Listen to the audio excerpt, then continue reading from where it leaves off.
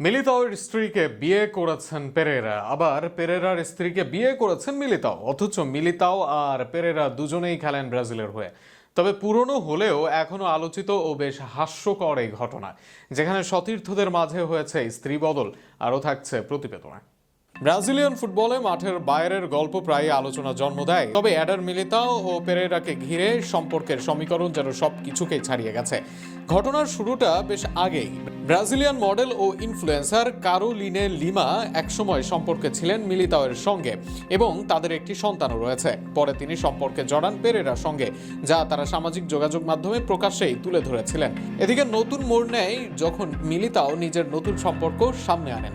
তিনি এখন পেরেরার সাবেক স্ত্রী তাইনা কাস্ত্রোর সঙ্গে সম্পর্কে জড়িয়েছেন।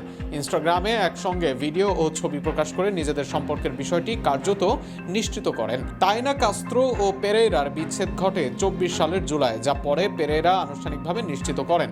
তিনি জানান, পারস্পরিক সমঝোতার ভিত্তিতে তাদের সম্পর্কের ইতি হয়েছে এবং সেখানে কোনো ধরনের অবিশ্বাস বা তিক্ততা ছিল না। এরপর থেকে দুই নতুন জুটির ঘনিষ্ঠতা সামাজিক যোগাযোগ মাধ্যমে স্পষ্ট হয়ে ওঠে। গত বছর মার্চে মিলিতাও ও তাইনার একটি অন্তরঙ্গ ছবি ভাইরাল হয়। একই সময় পেরেরাও ক্যারোলিনে লিমার সঙ্গে নিজের সম্পর্ক আরও প্রকাশ্যে আনেন। এই পুরো ঘটনা প্রবাহ ব্রাজিলিয়ান ফুটবল ভক্তদের মধ্যে ব্যাপক আলোচনার জন্ম দিয়েছে। তবে আশ্চর্যের বিষয়, সংশ্লিষ্ট 4 জনের কেউই এ নিয়ে কোনো বিরূপ প্রতিক্রিয়া জানাননি। ফুটবলের ইতিহাসে এমন সম্পর্কের জটিলতা নতুন নয়। মাউরো ইকার্দি, ওয়ান্ডা নাডার, কেভিন ডি ব্রুইনা এবং ম্যাক্সি লোপেজের আলোচিত সম্পর্ক একসময় ব্যাপক চর্চার জন্ম দিয়েছিল।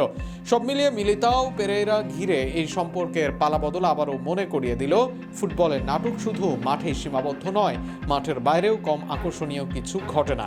আর ব্রাজিল হলে তো তা ছাড়িয়ে যায় সবকিছুকেই।